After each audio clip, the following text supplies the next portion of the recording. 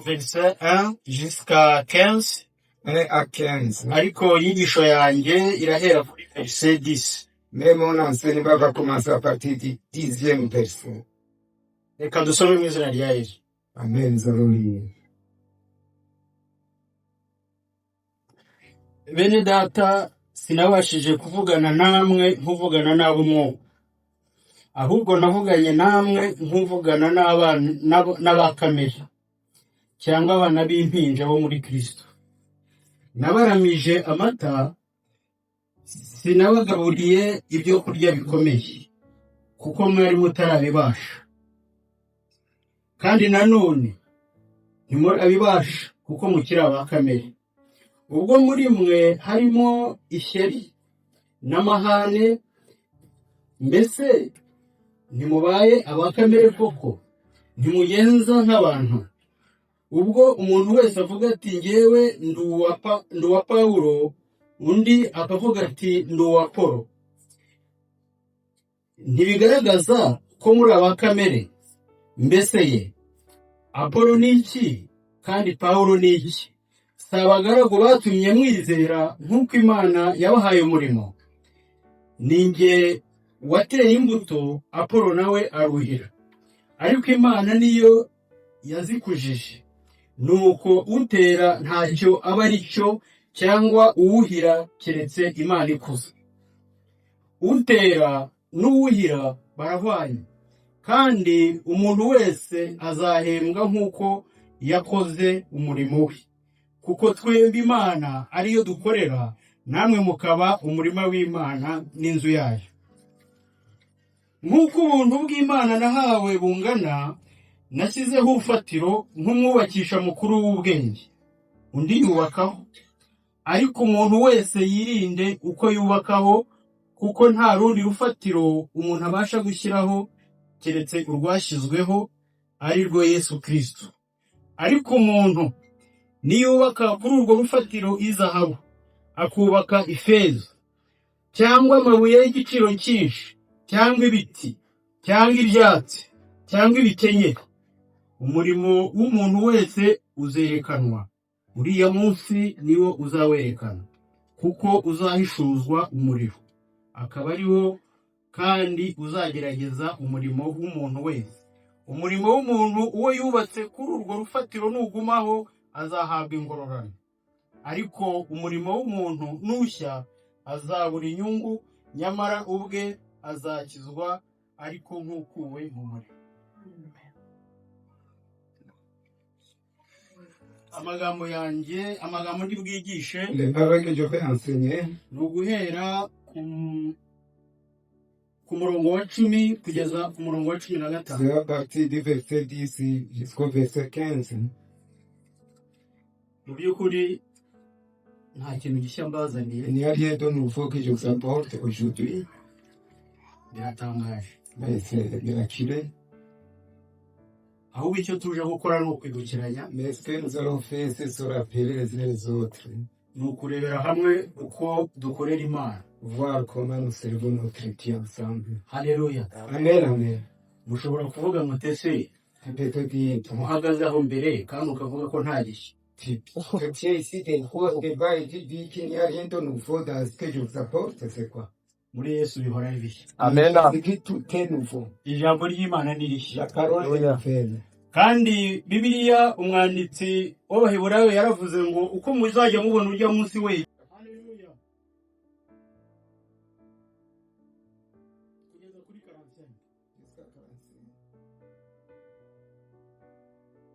Barabibonye kuko babonye umuryango mugari. Ils ont reçu une grande famille élargie. Ubusi by'Imana yasezeranije muri Kanani urabibona. Est-ce que ce que Dieu m'a promis au Canada, tu ne l'as pas? Uburyo bw'umwuka afite umuryango mugari. Alléluia. Alléluia. Kuko ijambo ry'Imana riravuga ngo mwubatswe namwe ku rufatiro rw'intumwa n'abahanuzi. Haleluya. Bari 12, ariko ku munsi wa Pentekote ngo hakijijwe ibihumbi 5. Haleluya. Barasaruye. Twishimire Imana. Haleluya. kugira ngo mubere itorero ryaravutse haleluya kandi yesu yari yarasubiye mu ijuru ariko itorero ryavutse yesu amaze gusubira mu ijuru a été né, il s'est multiplié, l'église s'est multipliée aussitôt que Jésus était parti. barayibonye ikindi ibice bibiri ku murongo wa 34 haravuga ngo abizeye bose haleluya Ceux qui ont cru, ngo basangiraga byose partagé, yesu ashimwe Amina. kandi ngo nta mukene wabo et il n'y a pas de pauvreté. haleluya Amina. cyangwa ngo nanjye mbizane muri iki gihe Ego. Mon souhait, c'est que vous puissiez amener tout niyo cela, mafarutire ya elegitirisite mfite amener tout mfite wowe hari intego ubwoba le loyer là-bas qui m'ont fait peur. Amina. ngira ngo iyo biba icyo gihe Parce que c'était à l'époque là. itorero ruriho twasangiraga ibyacu C'est nta mukene w'abaturage c'est pas Amen. ariko kuko buri wese yabaye nyamwigendaho Mais aujourd'hui, chacun essaie de se débrouiller. niyo mpamvu turi abakire Nous sommes tous pauvres. Tous nous sommes pauvres. yesu ashimwe Amina. yesu ashimwe Amina. hari imigisha yo mu mwuka Il babonye y a les bénédictions dans kandi natwe turayifite Amina. kuko twubatswe ku rufatiro rw'intumwa Nous n'abahanuzi fondés sur le fondement des prophètes et des disciples. reka tugaruke ku nyigisho yacu kuri verise zacu Nous allons revenir sur nos versets. haleluya Amen. itorero ry'ikorinto pawulo yandikiye L'église de Corinthe que Paul a adressé son message. ryari itorero rifite ibibazo bikomeye cyane Il y avait beaucoup de problèmes dans cette église. pawulo ubwo yari yandikiraga yari muri efeso Au moment où Paul a écrit, c'est Attends. Paul était à Éphèse. aza kugezwaho aza kwakira urwandiko ruvuye i korento On lui a ramené une lettre en provenance de Corinthe. abapasiteri b'i korento bari banditse Les Corinthiens avaient, les pasteurs de Corinthiens avaient écrit une lettre. bamubwira ibibazo bafite byo mu itorero Il disait à propos des problèmes qu'il rencontrait dans l'église. noneho nawe agiye kubandikira muri uru rwandiko rwa mbere Au moment, il voulait leur adresser le message pour répondre asubiza ibibazo itorero ryari rifite il a répondu aux lettres, aux problèmes et aux questions que l'église a. ikibazo cya mbere itorero ryari rifite La première question que yari amacakubiri yari mu itorero c'était les divisions de l'église. bamwe baravugaga ngo turi abapolo Les uns disaient qu'ils sont pour abandi Apollo, ngo turi abapawulo les autres ils sont pour Paul. pawulo agiye kubandikira ababwira ati se pawulo ni iki Et puis Paul les a demandé ko quel représente Paul dans la vie de tout le monde. apolo uwo nguwo we ni iki Apollo c'est quoi? ko twese turi abakozi Nous b'imana tous nous sommes des serviteurs de Dieu. yesu ashimwe Amina. ikindi hari ikibazo cy'ubusambanyi En même temps, il y avait le problème de fornication, de prostitution, d'adultère. abakristo bajyanana mu nkiko Les chrétiens se rencontraient dans les sentences pour être jugés. aho kugira ngo barangize ibibazo byabo hagati yabo bakabijyana mu nkiko Au lieu de terminer les problèmes au sein de l'église, ils allaient dans les jugements, dans les tribunaux. ikibazo cy'urushako cya mariage nacyo Et à propos du mariage aussi, il y avait un problème. barakimubaza ntabwo aribyo turi bwigisha uyu On munsi lui a demandé cette question. hari n'ikibazo cy'ibyo kurya ngo byaherekereshejwe ibigirwamana Il y avait aussi de la nourriture consacrée aux idoles. hari imyitwarire mibi no mu gusenga Et même un mauvais comportement à propos de la prière. hari no gukoresha nabi iby'impano z'umwuka Aussi, utilisation d'une mauvaise façon les choses dans l'esprit. hari no gukoresha nabi ifunguro ryera Et même partager la nourriture à cette scène d'une mauvaise façon. hari n'ikibazo cyo kutemera umuzuko Et il y a même des gens qui n'acceptent pas qu'il y aura une résurrection. hanyuma rero twakwibaza tuti kuki pawulo akoresha ishusho yo kuba Et puis on s'est demandé pourquoi Paul est en train d'utiliser l'image de reconstruire, d'édifier le monde. pawulo yaravuze ngo nk'uko ubuntu bw'imana nahawe bungana Tel que la grâce de Dieu que j'ai reçue est grande. efeso ibice bibiri umurongo wa 10 Éphésiens chapitre 2 verset 10. aravuga ngo turabe imana yaremye haleluya Nous sommes le frère de Dieu de Dieu. ngo ituremeye imirimo myiza muri kristo Et a été créé pour les bonnes Alléluia. choses en Christ. ngo uhereye kera kose depuis longtemps, ngo kugira ngo tuyigenderemo. afin qu'on puisse marcher dans ces œuvres du Christ. Urumva iryo jambo? Vous comprenez cette parole? turari Imana yaremye Nous sommes les œuvres muri du Christ Kristo Yesu en Jésus-Christ ngo ituremeye imirimo myiza muri we, pour que nous puissions travailler en Jésus-Christ les bonnes œuvres. ngo kugira ngo tuyigenderemo ngo uhereye kera kose. Afin qu'on puisse marcher dans ces bonnes œuvres depuis l'Antiquité. Umuntu uri aha yaba akorera Imana yaba atayikorera, uri uw'Imana yaremye. Haleluya. Toi qui es ici, tu as été créé par Dieu. Kugira Tu ngo sais uyikorere. faire pas, mais il t'a créé pour que tu puisses Haleluya. servir. Amen. Pawulo mu bice abwira Abaroma mu bice 12 umurongo wa mbere, Paul a dit aux Romains, chapitre aravuga ngo ndabinginga bene data kubw'imbabazi z'Imana, bien-aimé par la grâce de Dieu, ngo ndabinginga bene data kubw'imbabazi z'Imana, supplie par la grâce de Dieu, ngo mutange imibiri yanyu de livrer vos corps, ibi bitambo bizima byera ngo kandi bishimwa n'Imana. des sacrifices Alléluia. saints et agréables. aravuga ngo niko kuyikorera kwanyu ngo gukomeye. Ainsi, Haleluya. Amen. Imana icyubahiro. Alléluia. De bonne façon. Amen. mutange imibiri yanyu Livrez vos corps. ibi gitambo kizima cyera gishimwa n'Imana. Un sacrifice saint et agréable à Dieu. imibiri yanyu ntabwo ari iyo gukora ibindi, Vos corps, ce n'est pas pour faire autre chose. ahubwo ngo ni ukugira ngo ihimbaze izina Pour ry'Imana. glorifier le nom de Alléluia. l'Éternel. ngo Amen. niko kuyikorera kwanyu ngo gukwiriye. Ainsi, Alléluia. accomplir l'œuvre de Dieu d'une façon agréable. kubaho kwawe rero ntabwo ari impanuka. Ta vie, ce n'est pas au hasard. Imana yakuremye kugira ngo uyikorere. Dieu t'a créé pour que tu viennes le servir. ese ubundi gukorera Imana ni iki? C'est quoi servir ton Dieu? icyo kibazo ntitwakibaza. Tu peux te demander cette question. ubundi se ahubwo twayikorera gute? Comment est-ce que tu peux servir ton Dieu? ese ubundi inyungu tuvanamo ni iki? C'est quelle récompense que tu vas recevoir? hari abajya batubona tubyina Il y a des gens qui nous voient en train de danser. bakabona pasiteri hari imbere arimo arabyina, Le pasteur comme moi en train de sautiller. bakabona abagabo hano barimo bararira kubera umwuka mwene, de crier, de pleurer à cause du Saint-Esprit. ariko bakavuga bati aba bantu ni abasazi. Mais ils se disent, ils sont fous. ese ubundi birimo inyungu? Est-ce qu'il y a un bénéfice? ese ibintu twajemo ubundi birimo inyungu? Est-ce qu'il y a un bénéfice dans cela?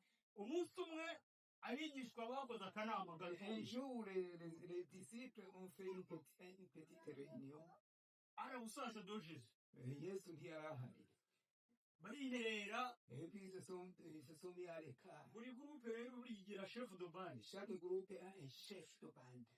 batuma Petero On a envoyé Simon Pierre. niwe watinyuka, Celui qui était courageux, Ah, audace. arababwira ati mugende mumbwire uriya mugabo, Et tubarize uriya mugabo, on lui a demandé, va demander à son Jésus. ese ubundi abagukurikiye Tous ces gens qui vous ont suivi, bagasiga amasambu qui yabo, ont laissé les propriétés, bagasiga abagore babo, les femmes, bagasiga abana babo, les enfants, bagasiga ibyambo byose, ils ont abandonné tout ce qu'ils bazahembwa iki? C'est quoi qu'ils vont recevoir comme récompense? ikibazo gikomeye.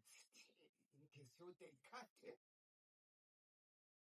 Yesu arababwira ati mugende bo genda ubambwirire. Et Jésus leur a dit, va Haleluya. leur dire, ni Matayo 19 c'est Matthieu chapitre 19, ushobora kubisoma ku murongo wa 27 verset 27. Matthieu 19, 27, kugeza kuri 29. jusqu'à 29. aramubwira ati genda ubambwirire ko Jésus l'a envoyé. Va leur dire abataye ibyabo, à tous ces gens qui ont perdu le deuil, batahaza, tous ceux qui Bakamurikiye. sont venus me suivre, ntabwo bataye igihe. ils n'ont pas perdu leur. Haleluya. Amen. ahubwo bazahembwa, Mais bazabona ubugingo buhoraho. ils vont recevoir la vie éternelle. ariko mbere yaho Mais avant tout, bazakubizwa inshuro 100 et ça va être multiplié au centuple. ibyo basize. Tout ce qu'ils ont abandonné, Haleluya. ça va être multiplié ariko au ikibazo centuple. gikomeye, Mais il y a une question là-dedans. ese baba barabibonye? Est-ce qu'ils ont reçu tout cela? Est-ce qu'ils ont reçu bakiri tout hano mu isi niko Au yavuze. moment où ils étaient ici dans ce monde, est-ce qu'ils ont bazabona reçu kumirwa au inshuro centuple? 100. Est-ce qu'ils ont reçu au centuple tout ce qu'ils ont perdu? kandi ngo ibigeretse kuri ibyo bahabwa Et ubugingo en buhoraho. plus, ils auront la vie éternelle. barabibonye, Est-ce qu'ils ont reçu tout cela? barabibonye. Ils ont reçu tout cela. reka dusome mu byakozwe no mu bice bibiri Acte kuva ku rwa 44 Acte chapitre 2, verset 44. 44 jusqu'à 45. kisha mukuru w'ubwenge J'ai mis le fondement comme un architecte très compétent. undi yubakaho. que l'autre peut construire là-dessus. Haleluya. Amen. Umurimo w'Imana L'œuvre hano de Dieu, Pawulo yawugereranije n'inyubako. l'œuvre de Dieu pour la comparer comme l'édifice, la construction, le bâtiment qu'on construit. Akosora itorero kuko iryo torero ryari rishingiye ku mubiri. Et il a corrigé l'église parce que c'était d'une façon charnelle que cette église était fondée. Nk'uko twabisomye havuga ngo ubwo nazaga iwanyu ngo sinavuganye namwe nk'abanyamwuka. Quand je suis venu quand je suis venu chez vous, je ne veux pas parler comme quelqu'un qui est rempli de spiritualisme. Ahubwo ngo navuganye namwe ngo nk'abakamere. Je vous ai parlé comme des gens charnels. Aravuga ngo sinabaramije ibyo kurya bikomeye. Il ne fallait pas que je vous donne la nourriture solide. Ngo ahubwo nabaramije amata nk'abana b'impinja. Je vous ai donné dire comme des enfants qui naissent aujourd'hui. Ngo kandi ngo n'ubu ntimurabibona. Même aujourd'hui, vous n'êtes pas capable de manger les choses solides. Ngo kuko muri mwe hakirimwo amacakubiri, hakirimo intonganya, hakirimo ishyari. Parce que parmi vous, il y a des disputes, il y a des jalousies, il y a des divisions. Yari arimo kubakosora. Il est corrigé. Iryo torero ryari ryarandujwe n'umuco. Ils avaient les coutumes. N'umuco w'abagiriki. Les coutumes païennes grecques. Kuko yemeraga ubwenge. Ils basaient les philosophies. Bari bashingiye kuri filozofi. Philosophie stoïcienne, l'art de parler, de compter, qui a parlé trop fort. Les sophistes. Vous trouvez. Icyo icyo gihe mu bice bibiri musomye haruguru aravuga ngo ubwo nazaga iwanyu ngo ntabwo nazanye ijambo ry'ubwenge. Et puis c'est pour cela qu'il les a corrigés. Quand je suis venu chez vous, c'était pas une parole d'intelligence que tout le monde vous a apporté. Ngo ahubwo nabazaniye ngo Kristo wabambwe. Je vous ai apporté le Christ qui a été ngo kugira ngo ariwe mumenya. Qui a été crucifié afin que vous puissiez le reconnaître. Abakorento bamajije gukizwa ibyo byose babizanye mu rusengero. Au moment où les Corinthiens avaient été sauvés, toutes ces histoires mondaines, on les a amenées dans l'église. Iryo torero ryari rifite ibibazo bidasanzwe. Cette église avait autant de problèmes que tu ne pouvais pas. Korento yari ahantu hari commerce, amahuriro y'ubucuruzi, C'était un endroit ibigirwamana byinshi, où il y avait beaucoup de commerce, d'idolâtrie, un endroit carrefour d'idolâtrie, de commerce. ariko arababwira ngo bene data nta rundi rufatiro mukwiye kubakaho. Mais il a dit, il n'y a aucun autre fondement sur lequel vous devez baser votre construction. Bene data gukorera Imana bitangirira ku rufatiro. Servir votre Dieu, vous devez avoir un fondement. Niyo utubatse neza ku rufatiro ibyo byose birasenyuka. Si tu n'as pas bien fondé tes assises sur le fondement de Jésus-Christ, tout va s'écrouler.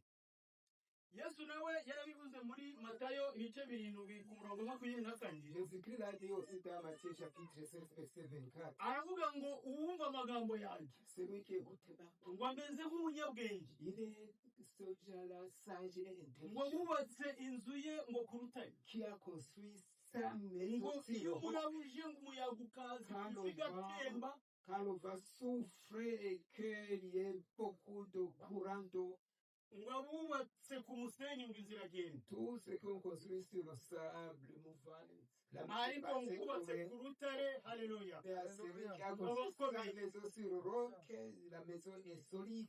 Bene data ntabwo ari ukumva gusa. Ce n'est pas seulement écouter. Haleluya. Amen. Ntabwo ari ukumva gusa, Il ne faut pas écouter seulement, ahubwo ni ukumvira. mais il faut aussi obéir. Haleluya. Amen. Ariko muri iyi minsi Mais dans ces jours, hari abantu benshi tubona uko bubatse. il y a beaucoup de gens qu'on voit la façon dont on Ndababwiza construit les ukuri maisons. hari abantu benshi bubatse ku byubahiro byabo Il y a des gens qui sont bâtis sur leurs valeurs kandi bakaza bakabizana mu itorero et avec ces honnêtes. akumva bamwubaha. Il veut qu'on puisse le respecter. Hari abantu bubatse ku miryango yabo D'autres sont fondés les assises sur leur famille. akumva niba afite umuryango ukomeye nawe akomeye. Ils ont dit, si j'ai une famille Abandi bakubaka qui est très forte, moi je suis fort. abandi bakubaka ku rubyaro rwabo. D'autres font des assises sur leurs enfants. Abandi bakubaka ku rushako rwabo ngo nashatse neza. D'autres te disent, oh, ben, je suis bien. je me suis démarié. abandi bakirata ubuhamya bwabo bwa kera bushaje Et les autres confondèrent ce qu'ils ont reçu comme ngo Dieu. imana ngo yankoreye ibi ngibi ngo bene data ngo ntimukajye mvuga Dieu m'a fait certaines choses que personne ne puisse prononcer. Dieu, kandi avec mes témoignages, attention. aho gutera imbere mu buryo Au lieu bw'umwuka d'avancer spirituellement, umugabo nawe akavuga ati "Oh, njyewe mfite umugore usenga un homme va dire, j'ai une femme qui prie. akubaka kuri ibyo Elle fonde son foyer sur la prière de son épouse. naza iyo agiye gusenga biba bihari Si mon épouse s'en va prier, nzajya mufasha ibyo uzajya byose nzajya et mbimuha tout ce qu'il demandera, je vais lui donner tout ce qu'il umugabo nawe demandera. ati umugore nawe ati umugabo wanjye ko asenga hari ikindi Ben, l'homme n'ose pas dire, puisque mon mari est ariko ça me suffit. bibiliya iravuga ngo Mais la parole de Dieu nous dit, iravuga ngo yesu naza quand Jésus viendra, umugore n'umugore bazaba bari kumwe mu buriri l'homme et la femme, ils umwe sont azagenda ensemble udasigaye dans le lit, un va être enlevé, l'autre ngo va. umwe azagenda udasigaye L'un va être enlevé, ngo l'autre va. abazaba bari gusya Ceux qui étaient en train de moudre de la farine, ngo umwe azagenda udasigaye un va partir, l'autre va rester.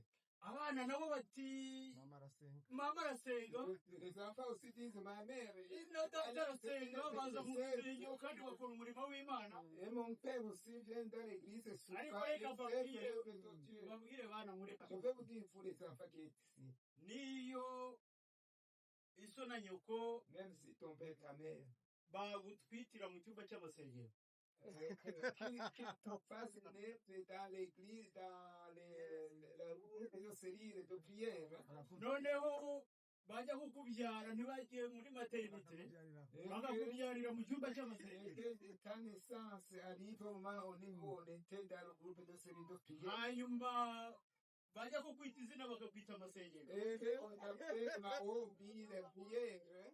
ibyo ntabwo byakujyanira Cela ne te conduira Alléluia. Amen. On donne la gloire à notre Dieu. buri wese ukwe buri wese yamagara À ukwe chacun, uri uw'imana yaremye kugira ikuremera imirimo myiza muri Dieu kristo t'a créé pour de bonnes œuvres en Christ. uhereye kera kose Depuis les anciens temps. kugira ngo uyigenderemo Avec l'image dans Alléluia. ces bonnes œuvres en Christ. haleluya Amen. Amen.